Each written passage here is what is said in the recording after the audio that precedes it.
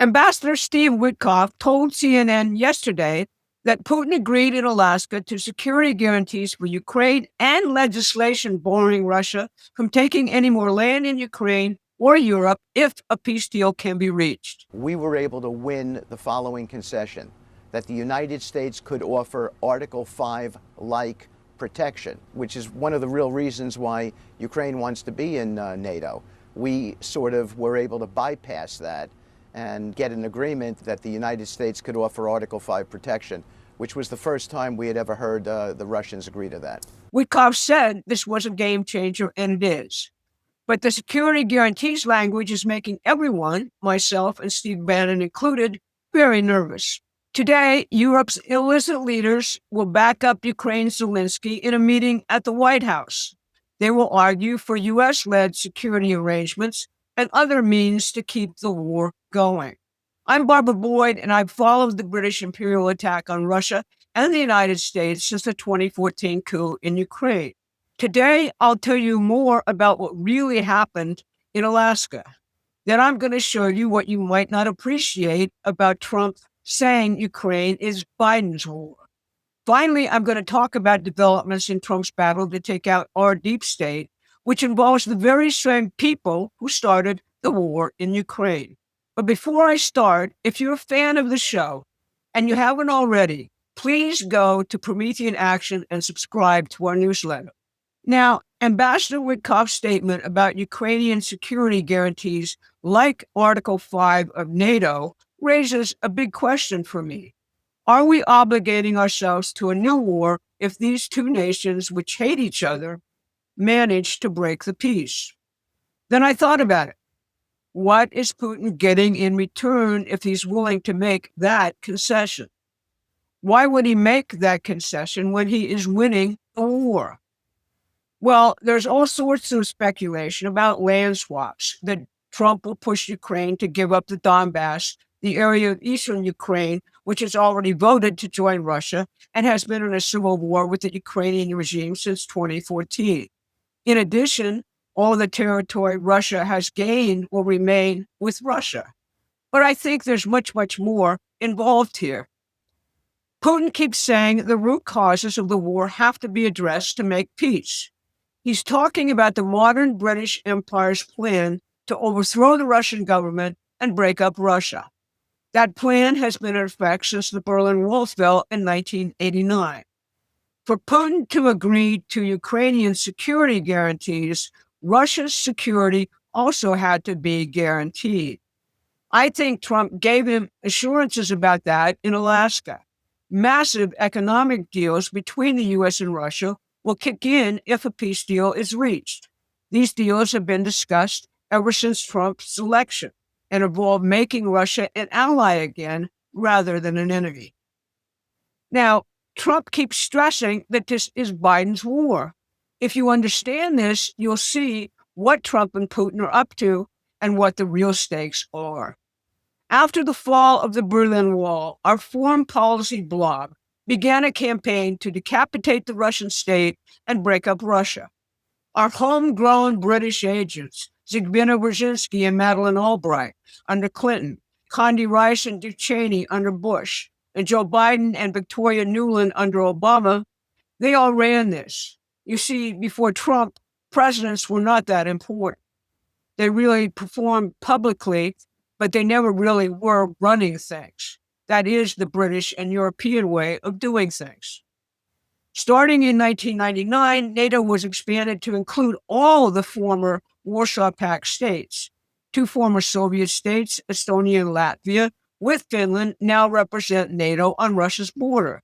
Staged wars and color revolutions broke out all along Russia's southern flank, in the Balkans, in Chechnya, in Georgia, in the Caucasus.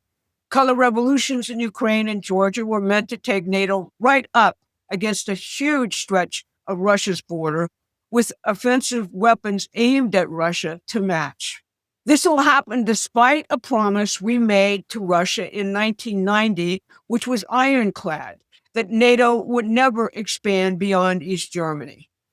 And it was against warnings from every Russian expert in our intelligence community, from George Kennan to Biden CIA head Bill Burns, that NATO expansion, particularly expansion to Ukraine, was a Russian red line and would result in a war.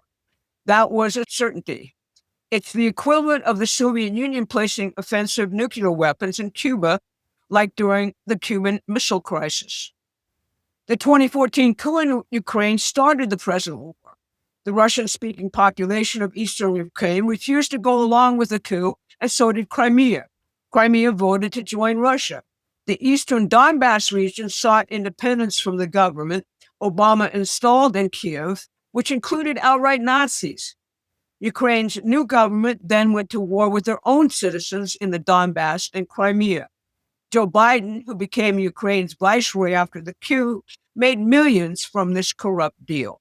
In Alaska, Putin said he tried to reason with President Biden to stop the slaughter in the Donbass and to stop the militarization of Ukraine aimed at Russia. Biden simply refused to talk about it. Instead, Zelensky threatened to obtain nuclear weapons if Ukraine could not join NATO and mass troops in preparation for a full-scale invasion of the Donbass.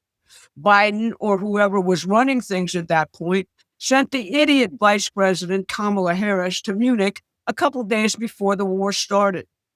She endorsed the idea of Ukraine joining NATO loudly and explicitly. If you want a blow-by-blow account of this, you can read it in Scott Horton's excellent book. It's called Appropriately Provoked and goes through all the ways the Ukrainian war against Russia was provoked. All the media propaganda and censorship techniques which were used against Trump in Russiagate were first tried and perfected in that Ukrainian coup, and then exported here. Cyber war hacking, staged terrorist attacks, and riots were all practiced and perfected. All the people who played key roles in Russiagate also played key roles in the Ukrainian coup, from Christopher Steele to John Brennan to Gina Haspel to Victoria Nuland and all the Clinton and Biden foreign policy hacks to CrowdStrike and the Atlantic Council to George Soros' Open Society Foundation and its Eurasia desk to the Justice Department's National Security and International desk to the State Department and USAID. Russiagate was launched to prevent Trump from making peace with Russia and to continue the British offensive against Russia from Ukraine. The intention was to destroy the independence of both countries. Trump and Putin went through Russiagate together. They formed a bond. They understand what the British goal was. That's why Putin trusts Trump sufficiently to believe his guarantees of Russia's security. It's clear that Tulsi Gabbard and others are on the traitor hunt now in the right field for hunting traitors. They're targeting those parts of our security state which have functioned under British influence for decades. In addition to outright prosecution, key regime change nests within the government have been dismantled or repurposed, including the U.S. Institute for Peace and USAID. The Trump administration tried to cut all funding for the National Endowment for Democracy, which is the CIA's premier regime change agency. A court injunction stopped that, but the fight is on to defund it next year. But the deep state is still fighting the president from both the intelligence community and from our rotten Congress, particularly the Senate. Lindsey Graham has 80 co-sponsors for Senate Bill 1241, his wacko Russian sanctions bill. They include most Republicans in the Senate. The same bill in the House is called House Bill 2548. It has 44 Republican co-sponsors. You can look up whether your senator or congressman is on this useful idiots list by going to the links I just provided. Promethean PAC will be making this a major issue in the midterms. So there you have it. Today's White House meeting isn't diplomacy, it's a potential funeral. Europe's vassals are coming to bury a war they can no longer afford to fight and never had the strength to win. They're hated by their populations. They're only in office because their elections are rigged like ours was in 2020. Zelensky wearing a drab new suit and elevated shoes for this meeting tells you just about everything. Trump holds all the cards. Putin has his security guarantees, and Europe gets to learn what it feels like when the adults are back in charge. The deep state operatives who engineered this disaster from the 2014 coup onward are being systematically targeted. The same people who gave us Russiagate, who turned Ukraine into a killing field, who tried to destroy both America and Russian sovereignty, their time is up. Subscribe to our newsletter, support our PAC, and get ready to watch the old world order crumble. The real America is back, and we're fighting for exactly that result. Thanks for watching. Please take a moment and subscribe to our free newsletter at prometheanaction.com.